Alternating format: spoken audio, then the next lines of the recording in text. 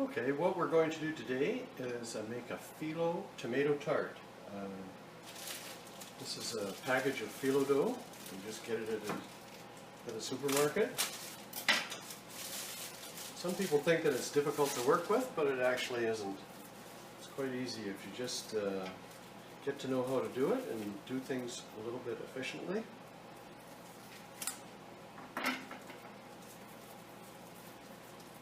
Starting with how to get this wrapper off.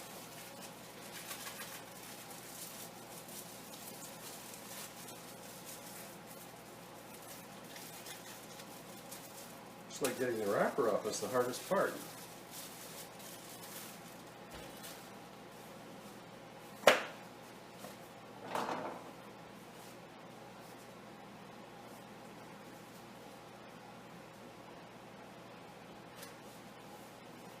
Alright, you just spread it out on the counter like that.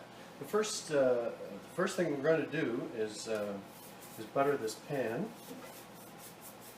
You have to have this, the recipe for this, by the way, is in www.menu.ca, and it's called phyllo tomato tart. You butter that pan because the first step is to put the phyllo into the pan. We're going to put 8 slices in here.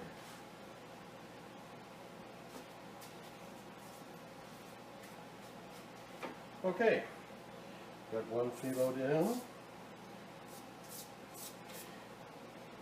In between each of these slices, you put butter and Parmesan.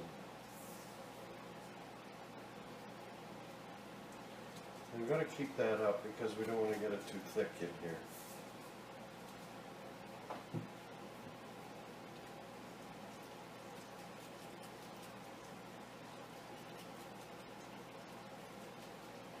Just a light sprinkling of Parmesan between each sheet.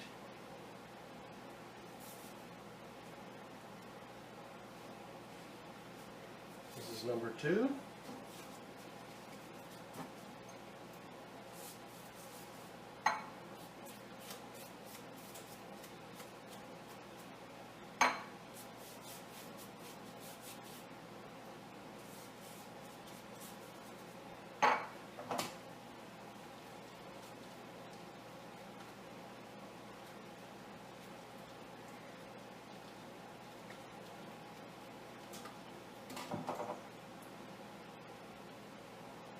If you work at about this speed, the phyllo doesn't dry out. If you go too slowly and spend several minutes on it, it will. And if you're going to work slowly, you're going to have to get a damp towel and put it over the phyllo dough while you're working. But at this speed, the phyllo doesn't really have time to dry out. And one sheet covers the next, and it's okay.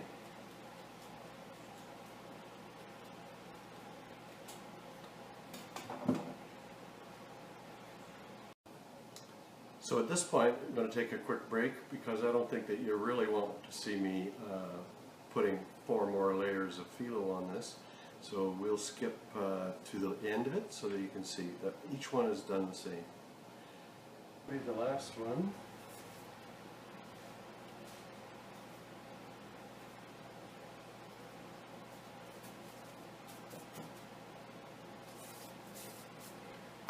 And we'll butter it too,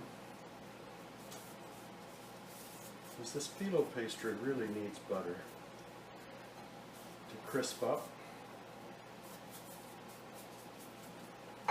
Okay, the next step is to get rid of this excess, and you just cut along the corner of the edge with a sharp knife.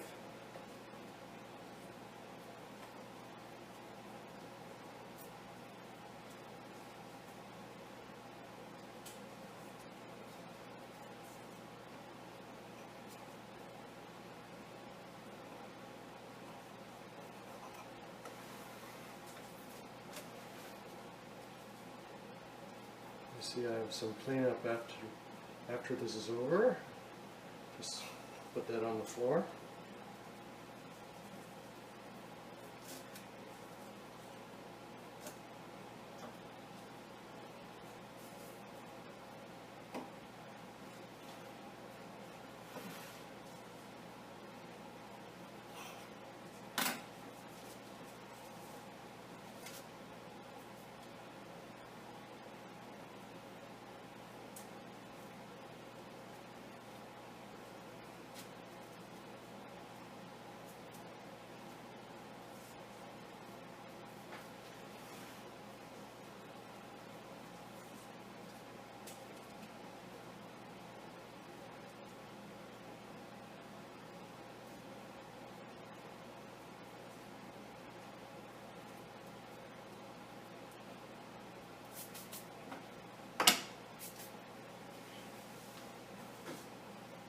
Go. Now, just so this doesn't get all spoiled, because you can use it for something else, make spanakopita or something like that. Make another one of these later. I'm just going to put that in a paper bag,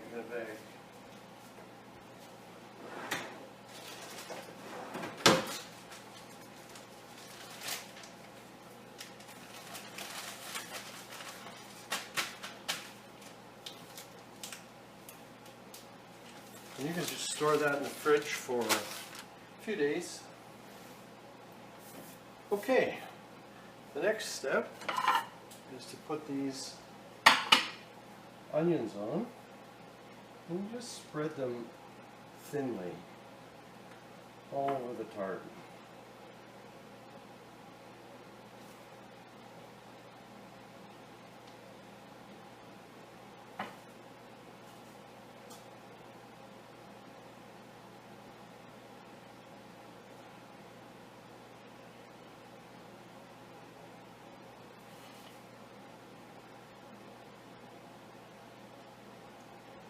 As you can see, neatness is not necessary until you come to the top, the tomato part.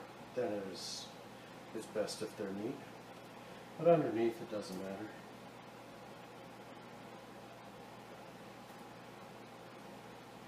Okay, so you just keep putting onions down until it looks okay.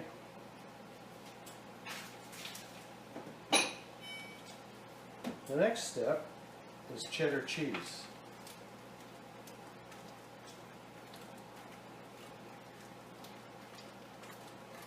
And you just grate some cheese all over it. I have an amount in my recipe that you can look at, but I just do it until the tart looks like it's got some cheese on it. And now for the mozzarella, which is you do it exactly the same way.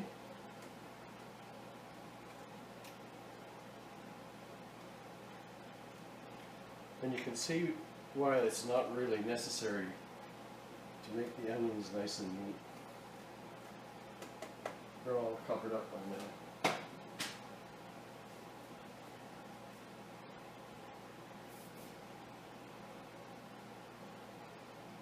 Okay.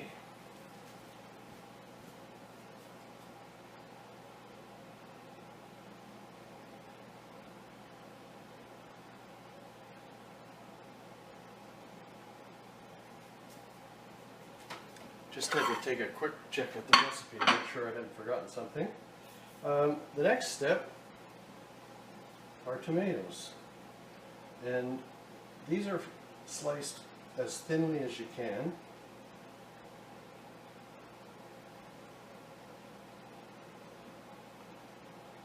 And I have a feeling I made way too many tomatoes, but maybe I'll make this tart again tomorrow with that leftover phyllo and these leftover tomatoes and onions.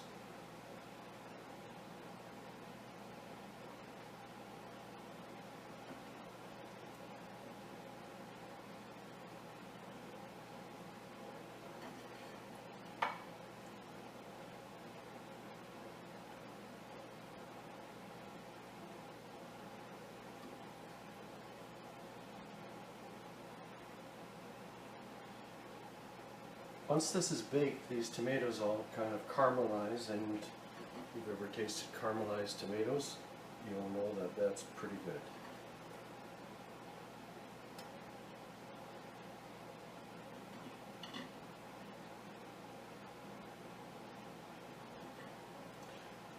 Looks like we're not going to have a lot of leftover tomatoes.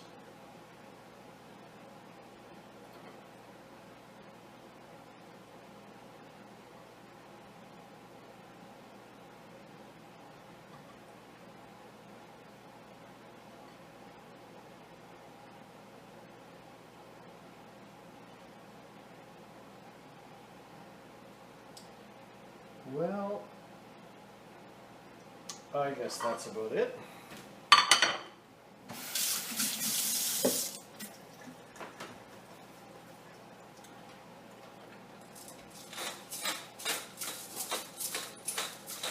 We need salt and pepper for seasoning.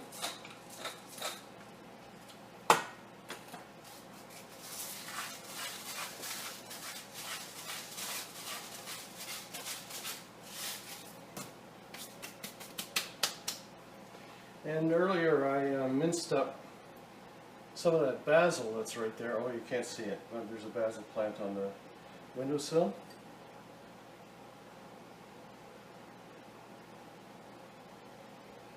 And I kind of like basil, so I put on a little bit more than perhaps some people do, but you put on as much as you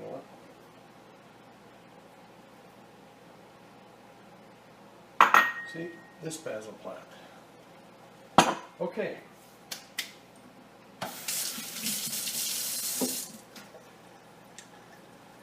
That's it. I'll just show you.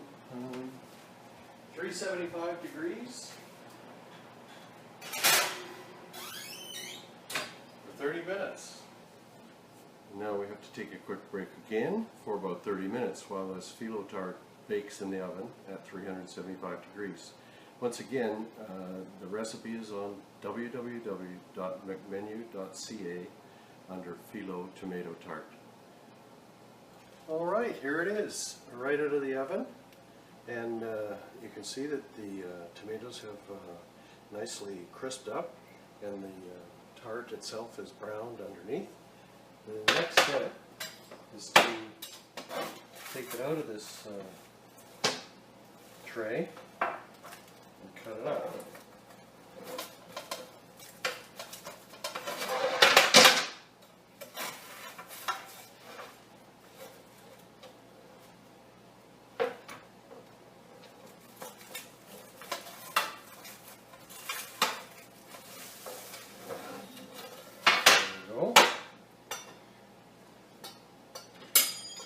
So I use a pizza cutter to do this, and the sizes are totally up to you, but this is going to an appetizer party, and so we need quite a few smaller sizes. So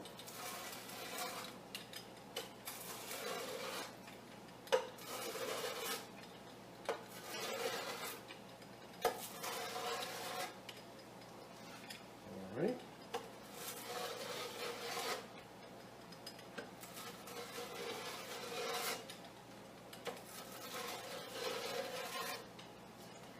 Okay, and as you can see, each piece is a perfect little appetizer for someone.